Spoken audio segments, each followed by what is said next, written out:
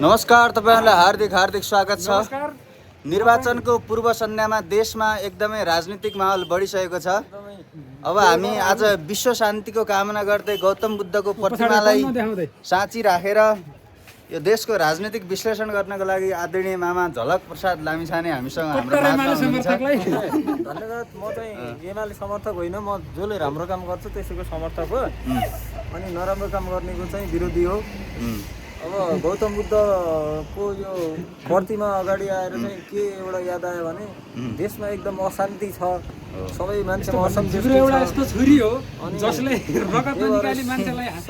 सबै मान्छेलाई चाहिँ मेडिटेसन गरेर शान्त मनले चाहिँ मतदान विश्लेषण गर्नुहोस्, तथ्यमा आधारित विश्लेषण गर्नुहोस् अनि आफ्नो मतदान गर्नुहोस्, आफ्नो राम्रो एकदम सक्षम प्रतिनिधि छनौट गर्नुहोस्। सबैलाई शुभकामना। ल धन्यवाद।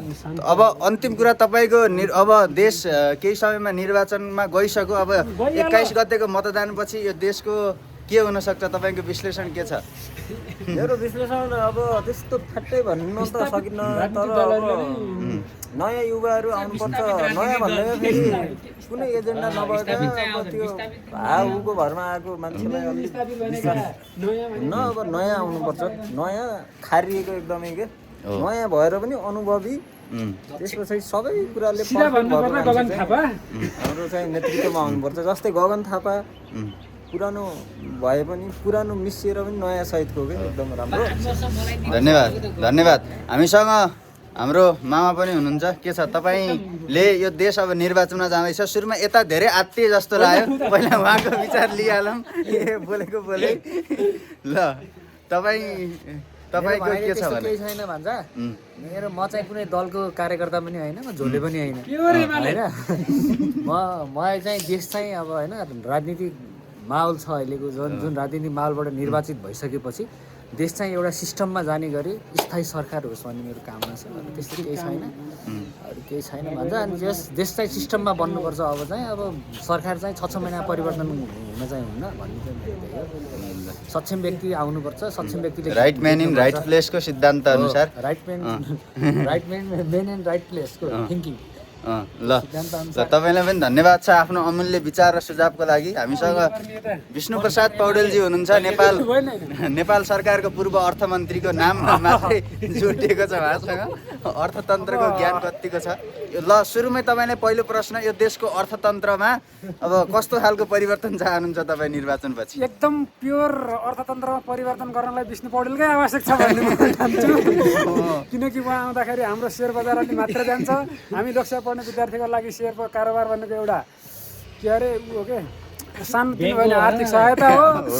राज्यले हामीलाई प्रत्यक्ष रूपमा रोजगार दिन नसक्यो भने कोही समयमा परेको सेयरहरू वृद्धि भयो भने त्यसले नै हामीलाई कल्याण गर्छ भन्ने मेरो ठम्याइ छ। अरू केही छ? हामीसँग टिकारामजी पनि हुनुहुन्छ। अब टिकाराम केही नबोले पनि उहाँको पछाडिको रामलाई जोडेर यो देश चाहिँ राम राज्य जस्तो बनोस्, रामचन्द्र पौडेल जस्तो होस् भन्ने उहाँको विचार हुन सक्छ भन्ने हाम्रो ठम्याइ हो। अन्तिममा अब फागुन 21 गते अब भोट हाल्नुभन्दा अगाडि यो भिडियो धेरै त होइन 20-30 जनाले चाहिँ हेर्नुहुन्छ होला। उहाँहरू सबैजनालाई पक्कै पनि स्थापित राजनीतिक दललाई नै भोट हाल्नुहुन्छ भन्ने मेरो बुझाइ छ। अनि के भन्न चाहन्छु भने नेपालको समग्र अब अर्थतन्त्रको बारेमा भन्दाखेरि चाहिँ अर्थतन्त्र आर्थिक क्षेत्र, व्यापारिक क्षेत्र, कृषि क्षेत्र, रोजगारीका क्षेत्रहरूमा हेर्दाखेरि चाहिँ अब नयाँ पार्टीको एजेन्डा हेर्दा पनि अब त्यस्तो खासै केही छैन, पुरानोको हेर्दा पनि केही छैन, कुनैमा छ कुनैमा छैन। अब यस्तो अवस्थामा चाहिँ हामीले चाहिँ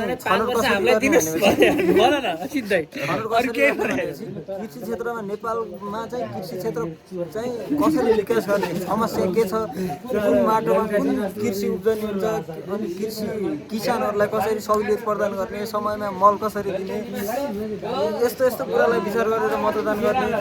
उद्योग क्षेत्रमा नेपाल चाहिँ परिवेष्टित राष्ट्र हो।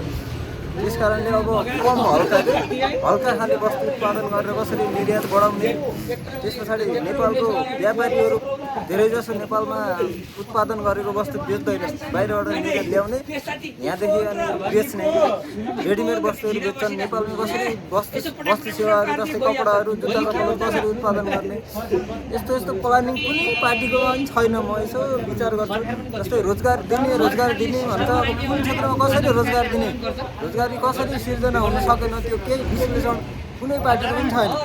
त्यही भएर चाहिँ अब यसो हेरेर तुलनात्मक रूपमा राम्रो मान्छेलाई दिनु होला। धन्यवाद।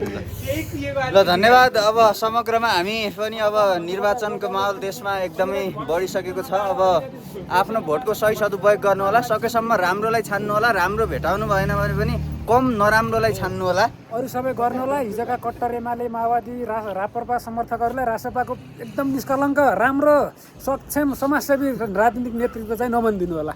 ल धन्यवाद। तपाईँहरूले अन्तिमसम्म भिडियो हेरिदिनु भएकोमा धेरै धेरै धन्यवाद। तपाईँहरूलाई अब निर्वाचन भोटको कुरा गरिसक्यो। आफ्नो एक मतको चाहिँ एकदमै सदर गर्नु होला। तपाईँको मतले यो देशको भविष्य, यो देशको इतिहास निर्धारण गर्नेवाला छ। धन्यवाद। नमस्कार।